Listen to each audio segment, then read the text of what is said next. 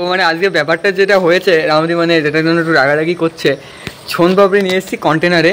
এবার কন্টেনারের মধ্যে চারিপাশ দিয়ে সাজানো থাকে, এবার ওটার মধ্যে মিডিলে মানে একটা কাগজ প্যাকেট গোল করে ঢোকানো থাকে, যাতে মানে ওই খাবার মানে চাই সাইড দিয়ে খাবারগুলো সাজিয়ে থাকে, যাতে ভেঙে ভেঙে সাইডে মানে উল্টো পাল্টা হয়ে, যাতে মানে ডেকোরেশনটা।